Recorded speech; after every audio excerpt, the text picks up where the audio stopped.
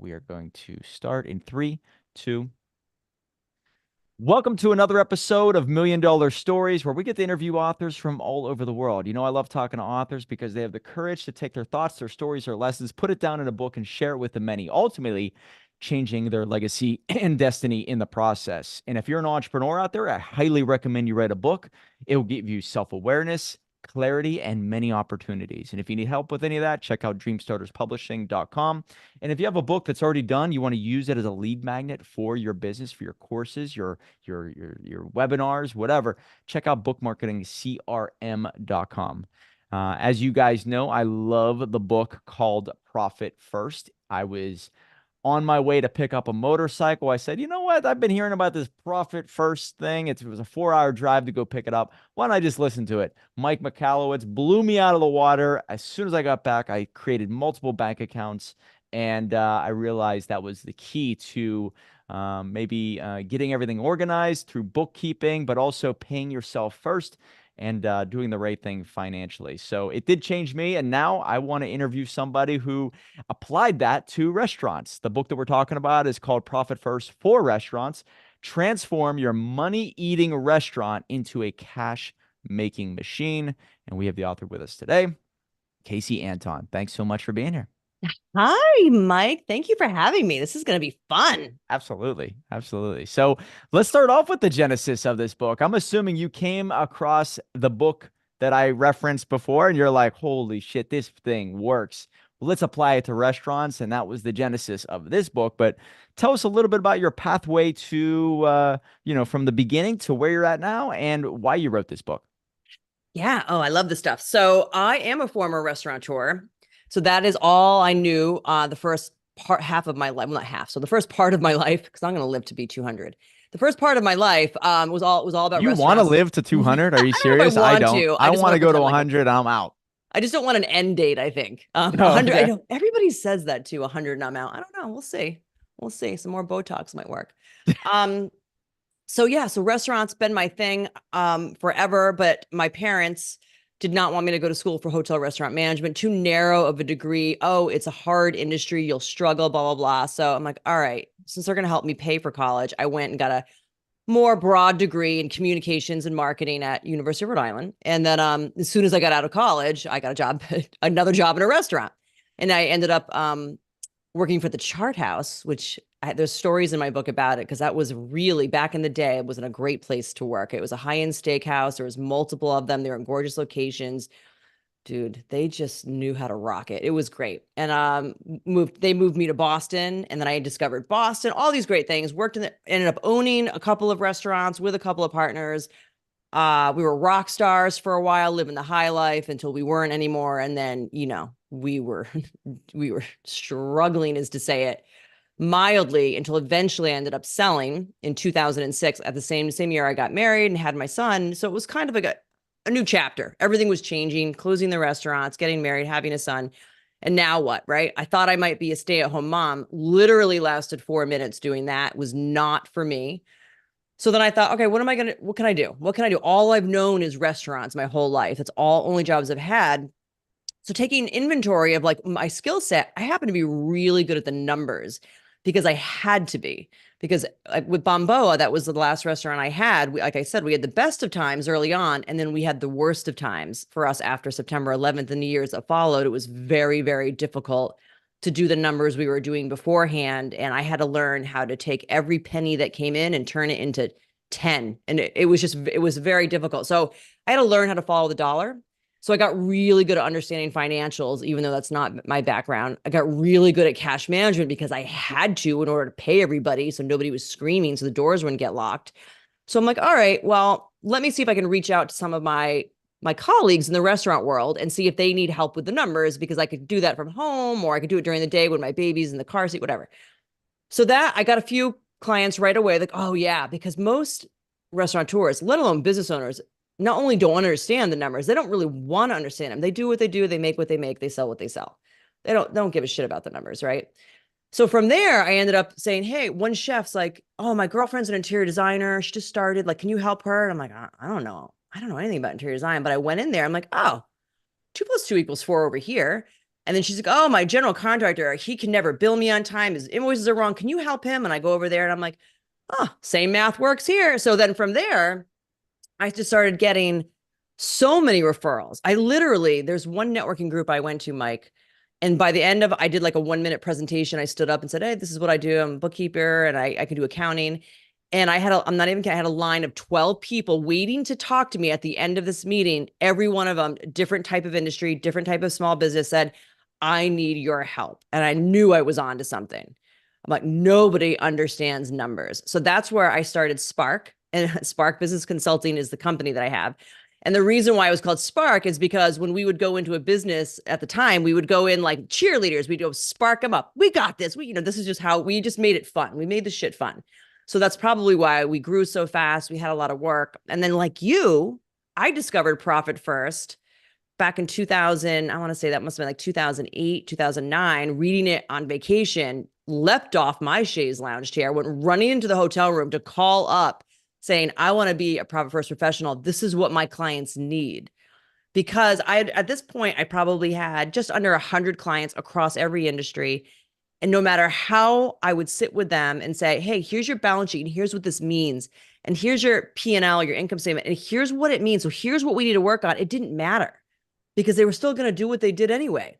Like they weren't getting it, but Profit First, like the cash management system. And I saw you have people on your prior podcast that talk about it. Yep. That is a visual cash flow statement. And so that I knew would connect with my clients. I'm like, this was the secret key that I needed. So I signed up to become a mastery member immediately. And I've been doing it ever since. And then with the book iterations started to come out, right? So the first was like Profit First for contractors and then Profit First for e-commerce.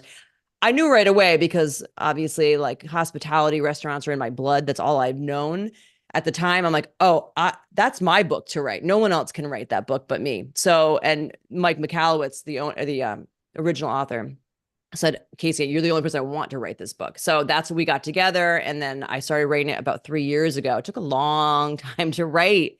And I did it almost full time. But a lot goes into writing a book, but a lot goes into for restaurants because there's so many moving parts. Yeah. So yeah, it launched last June 27th is when it came out, almost 1 year ago. Amazing. So I'm sure you have some data on restaurants of how many start, how many people want to start. I think it's the number one type of business an individual wants to start, especially early on. But the stats show that it is one of the most dangerous to get into, right? Yeah. It's just there's so many moving parts to it. And so what are some stats that could surprise us when it comes to this industry? Well, I wouldn't say there was one blanket stat because it really depends on the concept, where you are. I mean, as they say in restaurants, location, location, location. It's absolutely true. And it's not just about being on Main Street versus down an alley. It's also about like what city, what town, what else is there. But I would say probably to average all that up, easily 2 out of every 3 restaurant closes. Easily. Within what? How many? I heard like I would 5 to say 10 years.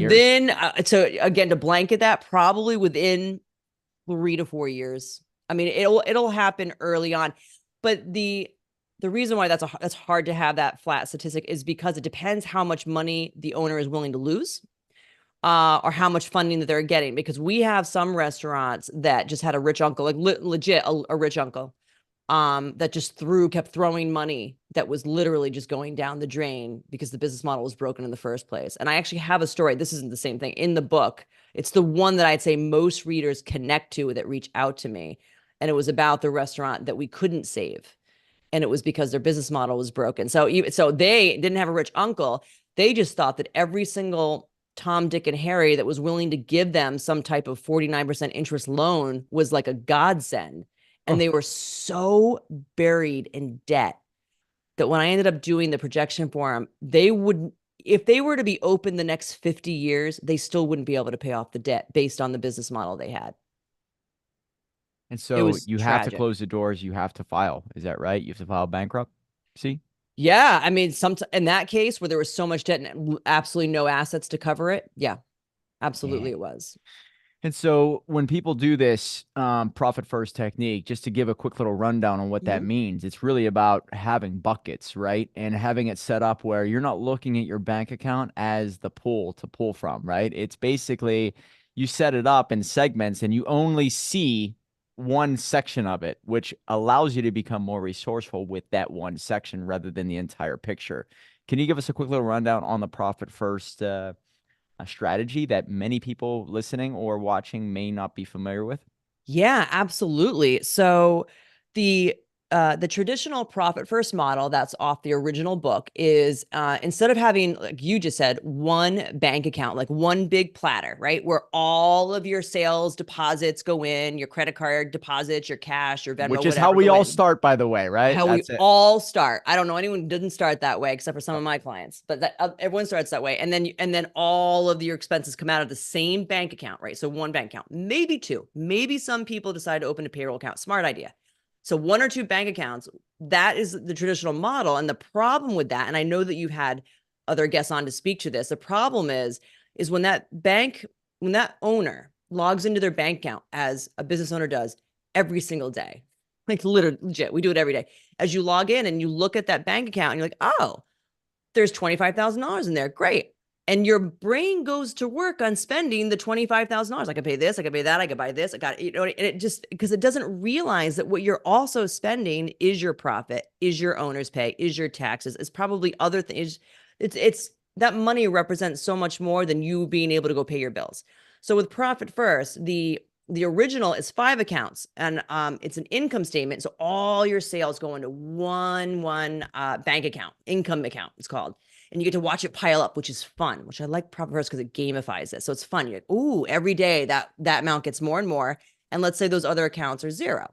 But then the next one is profit account. And then you have an owner's pay, owner's taxes, and then your OpEx standing for operating expenses. So then, you know, the book says twice a month, or maybe it's every day, or maybe it's every week, whatever you decide is your business. What you do is you transfer from your income account to the other account. So you zero out that income account and you put money in profit based on percentages, which is based off your business model, which we'll get into a little bit later because I think that's really key. But you'll put maybe 5 or 10% in the profit account. Then the owner's pay account, that's the money used for the owner. Then the owner's tax account, and then the OpEx account. And that's the biggest amount, but it's what you get to use to pay your business. So in my example of, oh, I got 25 grand in there, now you don't. You have 25 grand in the income account, but once you allocate it to those other accounts, maybe in the OpEx, maybe you have 18 grand, or maybe it's 19. It depends on your business model. But now it's okay to have that mindset. Great, I got 18 grand. I can go pay this, pay that, buy this. And that's fine because we took care of the most important things, profit, owner's pay, and the taxes, because now we just create a profitable business. That's the basic model. And it legit is life changing. I did it in my business, right? So as a mastery member, you have to do it in your own business first. They make you do that and they follow you, the profit first people, for 3 months. I was already doing well because I had a service-based business. I have very little overhead. I thought I was doing great. Once I implemented it, holy shit, did I take off. wow. And it's all about just putting intention behind the dollar. So when I intentionally put, 10%, 20% behind profit and then see it in a bank account and be like, holy, that's my profit right there. It's money in a bank called profit. It's a game changer. And then it makes you change the way you do business. It makes you change the way you think of things. It makes you look for efficiencies because you just want that number to increase. And while you're doing that, while you're working on efficiencies and streamlining things, your OpEx is smaller, your profit grows bigger, and then it's just over and over and over again until you just have this well-oiled machine. Oh, And for restaurants, I just add a few more accounts because, like you said, there are so many moving parts and there's prime costs. I added a few more accounts to those so that restaurants could really dial in their food and beverage costs. It's like the number one cost, and their labor and their meals tax. And once we do that, we're off to the races.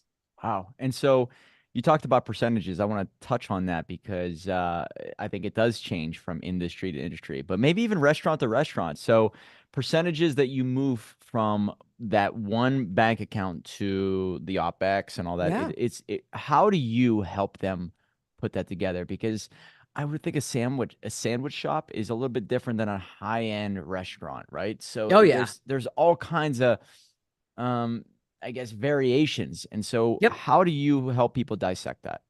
Yeah, that is a great question. And that's what I mean when I talk about the business model. So, the way that we get to the percentages we're going to start using when a business wants to implement profit first is we look at the historical data. So we'll look at their books, well, and clean them up because usually they're not accurate. So that's the Right. number one thing that we do here is we make sure their books are accurate, and we'll look at it for the prior year, maybe 2 years. If they haven't been in business that long, we can look at it for 3 months. It just depends. We just want a really good overview of what's indicative of how their business runs. So from there, we'll follow the money to where it had gone historically. So what we normally find, I'd probably say 98% of the time, is there's been no money in profit. Even though their P&L might show that they're profitable, that means nothing when we talk about money. So it might show there's been no profit distributions. That might be 0%. Owner's pay is pretty easy to find. If the owner's taking a paycheck, whether they took draws, if they pay for personal shit out of their business, we add that up and then we come up with a percentage. Maybe it's 5 or 10% of the overall deposits, their income might be owner's pay. So that's the percentage we start with. Then we do the same with the taxes. We figure out have any taxes have been paid on behalf of the owner. If that's a pretty easy number to figure out. And the rest is OpEx. So I would say, and pretty common, it's 0% has been taken out in profit. The owner might be taking anywhere from 10 to 50%. Just depends on that business owner and what they've been doing. Tax is usually under 3% is what they've been taking out, and then get screwed in the tax bill. And then it's usually something like, 90 to 80 to 90% in OpEx. That's our starting point, right? We're not here to reinvent the wheel at day one. So when we figure out where they've been spending their money historically and get those percentages, and that's just fact, like, hey, here's where your money went. These are just facts. Then we have a starting point. So we'll go, okay, you've been taking nothing in profit. You're not really running profitably yet. So let's just put 1% in there. We might start, that's very conservative. Sometimes I like to go to 3 or 5%. I might just start with 1%. So we're not like, they're not going to have a heart attack. So 1% of profit. Owner's pay will stay similar to what they've been taking and either trend it down or up, depending on how much the owner's been taking. But what happens is most owners have no idea what they're allowed to take. They just take money when there's money in the account, right? Yep. Very dangerous. So now they have they know what the business is allowed or can afford to pay them. So we'll go with what has historically been done. That's our starting point. Taxes, the same thing. What's historically been done. If it's been nothing, we might add a point or two there, 1 or 2%. And then with that, the OpEx, if it started at 90%, we might go, okay, we're going to drop this to 88%. That's just 2 points. Can you find 2% savings? Let's do an expense analysis. Let's just look. Maybe there's like too much Amazon that maybe not actually be happening for the restaurant, but it's actually going to your house. Maybe it's too much Starbucks. Maybe it's just 2%. So it's just like a beach entry into this, right? It's not like jumping off a cliff. So that's where we start. And then every quarter, they know that they need to be looking to fix, raise prices or fix costs or whatever it is. That's something that we do separately. The next quarter, we're like, okay, we're ready to do 3% to profit. Let's up the owner's pay 1%. Taxes, we're going to do 1% to offset what we did for profit. And now we're going to drop the OpEx down to 80, 81, whatever adds up to 100. So now we're there. And now, like, we'll see how that goes for a quarter, because again, they're always looking to fix their business model, to look for expense analysis, maybe raise prices. The whole thing comes back to, is their business designed to make money or not? Hmm. And so when you're working with people, I'm assuming that there is a realization they've done so many things wrong for so many years. This transformation, how do people adopt to that? Do they fight you on it? Do they, I mean, it takes a lot of mental work, right? Oh my God, I need to change everything about my business, including myself, on how things are done. So what is that? What is that like? Have they come to you with the realization that many things need to change and they're willing, or is there somewhat of a struggle? I I have experience with both. I would probably say, no one's asked me. That's a great question. No one's actually asked me that before. I would probably say that about 75% of the businesses that I work with see the transformation or see where it can go and are on board like, oh my God, I can't believe it. All I had to do was open up a few accounts, move money, and now like are loving it And then they're like more, more, more. And then it's off to the races and it's amazing. That's about 75%. And it's great. And they can't get enough of it because it is something, if you do the work, you can see the results almost immediately. And it's so gratifying. The other 20 to 25%, there's definitely a lot of pushback. I'm actually thinking of one company right now that I love this guy. I've worked with him for 2 years. He's great. He's a great guy, great human being.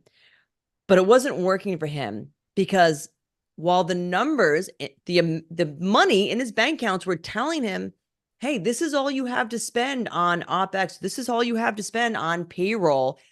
He still would be like, well, no, like I need to pay these guys more money, or I need to pay this.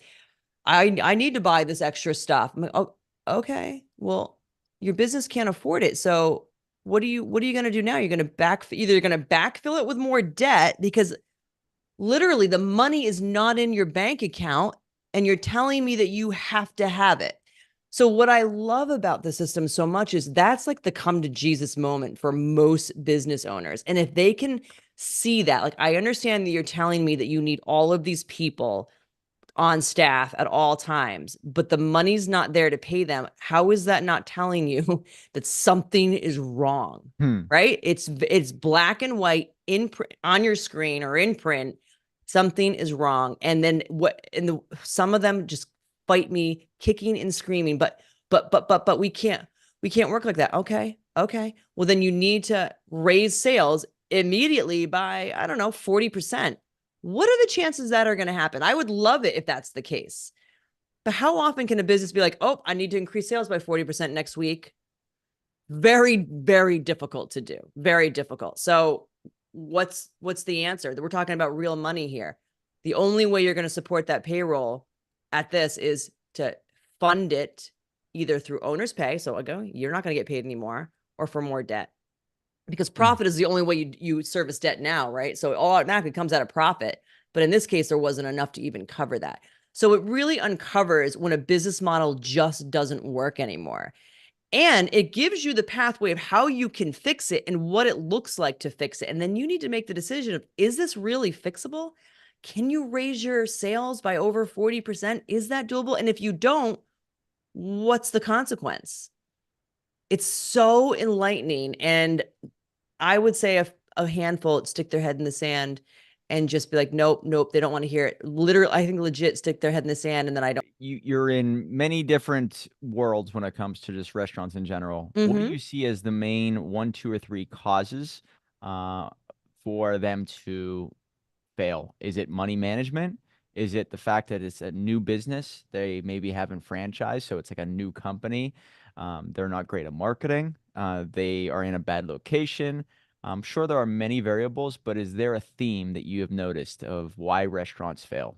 Oh, yeah. The number one theme is their business model doesn't work. It was broken from the beginning. So, an example of that is in the book that I was talking about, the Burger Shack out in Notre Dame. So, I think they were charging maybe $8.50 for a burger.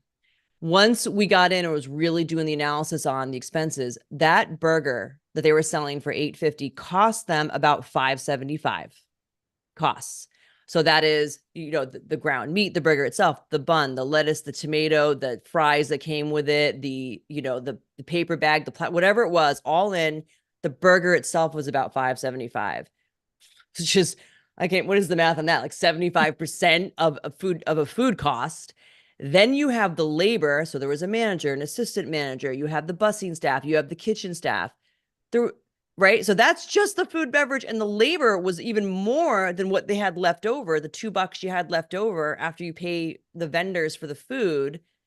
And then after that is all the overhead, the occupancy, the direct operating, the insurance, right? So, but this is what and so that's just one example, but that's what I find over and over and over again is that their business model was broken. They're charging this, they think it's fair. Then they think, oh, I think my food costs, I think it's like 30% is what they'll say, but without actually anything to back that up at all. That's just in their Amazing. head. They might have heard 30% somewhere, but they're not actually doing a menu analysis to figure it out. And then and what happens is when you have just that one bank account, you don't see it because there's a bunch of money that might come in maybe over the weekend for restaurants. So Monday, Tuesday, that credit card deposit drops. Oh, there's a lot of money in there. Great. And then you go spend it, not understanding you're losing money every minute you're open. Every time. So in the book, I say every time this guy sold a burger, he was losing money. He was digging himself a hole every single time, but he had no idea because he only had one account. And it was just like, it's like money in a dryer. Open the door, he'd reach in, he'd pull out, and then he'd say something else. So it all comes back to the business model. I'd say for in every single instance, they have to understand their pricing, their cost to the salt and pepper on the freaking plate. Like they have to understand what goes into it, and most do not. Yeah, the cost of goods sold. People don't Mm-hmm. even break it down to that level. That's Yep. that's interesting you say that, and makes me think of one of the parts of chapter 2, Parkinson's Law. I want to touch on this because this transcends money into everything in your life. And Parkinson's Law, I believe the definition is you will get things done in accordance to how much time you Yeah. give yourself, right? Yep. So imagine you saying, well, I have $50,000 in my bank account, all right, and I will make it work with that $50,000. But what if you apply the profit first technique and you say you only have 25,000? Something happens mentally, spiritually, whatever. You figure out a way to make it work with that 25,000. So, can you tell us a little bit about Parkinson's Law and how you help people understand it in their business? Ooh, that's a tough question, but a great one. So here's what I love about Parkinson's law, and you said it exactly. It can apply to so many different things. As a matter of fact, in my bookkeeping and accounting firm that I'm sitting in right now, we apply that all the time here, and it really has to do with the number of clients everyone has to work on. And I could give them 10 clients a month, or I can give them 25. At 10, they think they have too much. At 20, but at 25, they have too much. But the thing is, like, whatever I give you, you're going to make it work, right? So work expands to match the time given. You can apply that to anything. Writing a But book. I say it all the time. People are like, I ask them all the time, when do you want to write this book by? Well, I don't know. If yeah, you don't know, you're screwed. Just so yeah. you know, there's no deadline. You're done. Mm-mm. Yep, exactly. And bringing that into that theory into restaurants. I think the story I give on that in the book is if somebody were to give you, or this is like maybe a home chef, right? If somebody would give you $100 and say, "Hey, I need you to create a dinner for two for $100," easy breezy, right? I could probably go buy some fillets, maybe a bottle of wine, like no problem. Not even a lot of thought goes. $100, not a lot of thought goes into it. If someone gave you $10 and said, "I want you to go create a fancy dinner for two," okay. Okay. You can do it. You got to be really creative, right? So what would you do if I said, okay, you got $10 and I want you to create a dinner for two for you and your wife, you and your girl, whatever it is, what would you, okay. You can make it happen. It would be so creative. It would be unique. It would be different. It wouldn't be the $100 dinner for two. I get that. That doesn't make it worth. It just makes it different. But the effort and the thought and everything, the ingenuity, the efficiency that would go into that, it's pretty cool, right? Because wouldn't you want to see what people would come up with if they had $10 versus 100? You can do so, you can have the same result. You can create a great experience with both. It's just how you approach it. Mm. So you can use that kind of all day long in, with money, with anything, but in restaurants too, it's like, they try and tell me that they don't have the money to do the things that they want to do. And so, well, don't start there. We should start with the money that you do have, and don't bank on Saturday night, 7 nights a week, because there's not 7 Saturdays in a week. And that's a problem I think a lot of restaurants have, right? They're like, oh, Saturday, yay, 10 grand. And then they build their business around a 10 grand a night business. Yep. No, build it around your Monday night, build it around your Tuesday so that Saturday can just be gravy. That's just something that I like to talk about in the book, but it helps people really understand what we're getting now when it comes to being really, genius about the money coming in. So I worked in the restaurant business for a little bit and I had a blast. I had a really good time. I met some amazing people. It is like a fun atmosphere. It made me think of the movie The Waiting, if you've ever seen that. Mm-hmm. And I mean, it was just like that. It really was. So I love it. But the reason why I love it is because I was just a waiter. I was able to, it was very social related. Like you could just hang out with people. I never was a part of like the business side of it, but I just know it has to be so hard, right? The staffing and everything. Why do you love the restaurant industry? And why do the people that you work with get into it? Is it the fact that they can create this environment that is so fun to go to, especially if it's your environment that you created, or they just like showing people a good time and that's why they got into the business? Why do you love it? And what do you notice amongst the people you work with? I love it.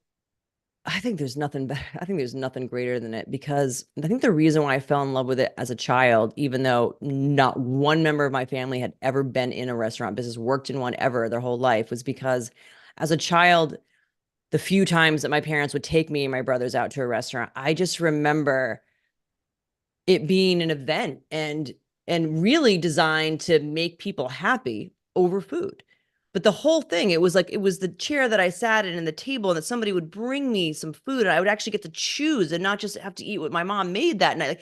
Like for me, it started there, and then as I got into it, I started working in restaurants at 13 years old. It's all about hospitality. It was just about if I could really make everyone's day, and I have the tools to do that. I have a beautiful dining room, or I have this great menu with wonderful food, or I have these fun cocktails, or whatever it is.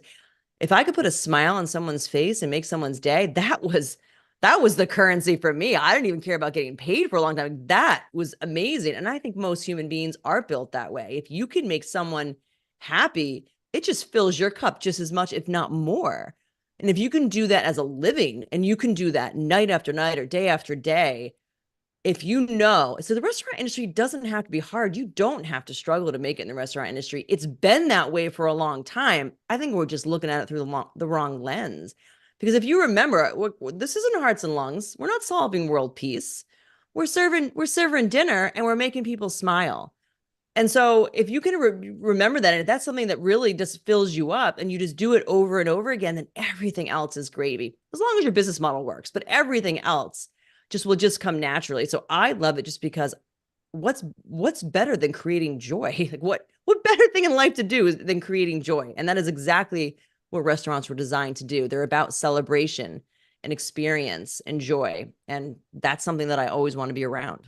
I've always said that, kids should get a job at a convenience store or a Mhm. restaurant growing up. It teaches you about personality and it teaches you about thinking about it in terms of service, right? You're always just serving them. And I don't know, it does give you some type of social skills that you just don't get anywhere else. And I'm assuming all these social skills, like with you, I know I can talk to you for hours about anything, right? The Mhm. personality, very much like Dr. Joe Dispenza says, personality creates your personal reality.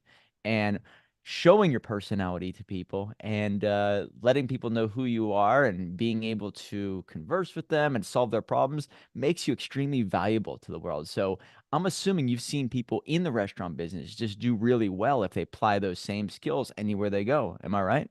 Oh, you're absolutely right. And look at Will Guidara. You know, he wrote the book Unreasonable Hospitality. And it's really one of my top three books of all time. An What's the amazing book book. called? It's called Unreasonable Hospitality. It just came out a few years ago, but now he's going all over the world speaking, not just for restaurants or in restaurant conferences. He is speaking to Fortune 500 companies because of his message about hospitality in that book. But it's the story. So he was a partner at 11 Madison Park, which is the number one restaurant in the world, and was for I don't. It might still be, but it had been for a very long time. But his journey to get there was not about the food, although the food was spectacular as it should be, and not about the room, although the room is probably the most gorgeous dining room you'll ever see in your life. It was about he was doubling down on people and human connection. That is how they got to the number one restaurant in the world. It was 100% about how they made every person feel that walked through their door, and they did it in the most creative, thoughtful, personal ways. He has this, and I actually had the pleasure of seeing him speak just last week here in Boston. He has this great story about there was it was a four top, and they were out of town. They had come in to do a restaurant tour of Manhattan, which is very common. I mean, it is a food capital of the world, right? So, and they had gone to the best restaurants in the world, let alone in Manhattan. So Per Se, Le Bernardin, Momofuku, like the best. And they ended at 11 Madison Park, which is right up there with them. and he was bussing a table right next door to them. And he heard them say, "Oh, this has been a great trip. And oh my God, these places are great. You know what? The only thing we didn't get is a New York City hot dog." And he had this light bulb moment, and he went running across the street out the door, grabbed one of those hot dogs off a vendor cart, went into the kitchen where he had to basically get on his knees and beg his chef, serve this to this table. Like, please, like, this is going to make their day. You just got to do it. And chef reluctantly like cut it up into fours and did like this fancy ketchup mustard thing, and then because this was like a 12-course restaurant, right? And so their next course, he served a New York. He's like, I don't want you to have any culinary regrets. Here's a New York City hot dog. And they flipped the fuck out. Like they went like, this is amazing. Now, there's so many things in that, but the number one thing is if you were to serve them a bucket of caviar and freaking Cristal, they would have been like, great. It would not have been nearly the same experience because he heard something, he knew what was important, he went and he made it happen in this type of restaurant. He said it's a story that they still talk about today and they write about it all the time. And I think it's probably the story that's made him as famous as he is right now, because those are the things that they started doing, doubling down on human connection, is listening, watching, learning what people wanted, and creating within reason the experiences that they could for every individual that came in, or almost every, as much as they could. And that's what made them the number one restaurant in the world. And I used to do those things in my restaurant, little things like that. People thought I was crazy, but I knew the reaction I was getting out of people. So that right there is priceless. I highly recommend that book, by the way. It's a great book for any industry. Man, yeah, I gotta check that out. Never heard of it. Oh, you'll love it. Makes me think of the Win. Have you ever stayed at the Win in Vegas? Yes, I actually just did, like, last month. What? Oh my Yeah. God. All And it was my right. first time in Vegas and I stayed there. Yep.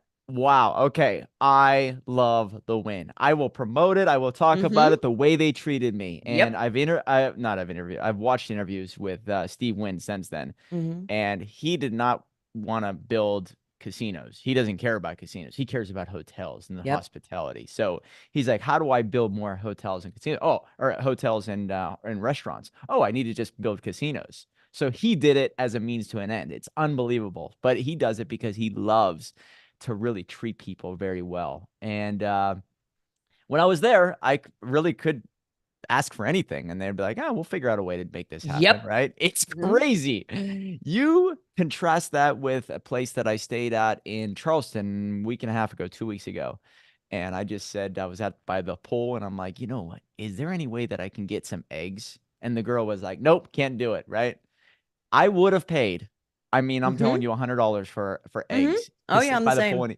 And so at the Win would have been done instantly, right? Yeah. In this hotel that I was staying at in Charleston, it was an obvious no. So it has nothing to do with the food itself. It's willing to be accommodating. And that Mm-hmm. experience of being able to say, you know what, I don't know if I could do that. Let me figure out a way for you, sir. That to me means everything. And it's that Yes. connection that they truly care, which means I'll get on a podcast, I'll get on stage, I'll talk to somebody, and I'm going to promote that company because they are accommodating. And I'm assuming when it comes to restaurants, that's all it is. People are going there maybe for the food, but to feel like, you They're know, seen. they're Yeah. seen, they're heard, Appreciated. they're valued, right? There's Yes. something to that, and I guarantee the restaurants that you work with that do that on a daily basis Mm-hmm. for years win big. Am I right? 1,000 times right. And it is shocking to me the number of restaurants that do not do it. And it's not even about money. And your example is great. I run into hotels sometimes that way where if I go up to the front desk and ask for anything, it's just no before the words even lead. It's like, this is the house of no. Like they're just looking for a reason to say no. I think that comes back to the training and mentorship among the culture is my guess, but it's like, are you kidding me? Like real.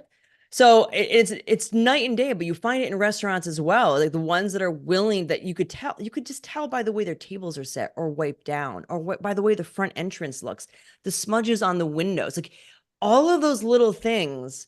I mean, I was in, actually, it's a client of mine, and it's a great, beautiful restaurant, one of the higher end ones here in the suburbs that I live in, and they had plastic salt and pepper shakers, like the kind that you buy for barbecues, on their table. And I can't, and I had to like nicely say, because it's our client and I don't want to upset him, but I'm like, what what happened here? Like, why are you showing me like a plastic McCormick and I'm about to pay like $65 for a steak? And he was just like, huh? Like, oh, it's just salt and pepper. Like, how do you not see, how do you not see the details matter so much? They matter so much because you're showing me how much you care.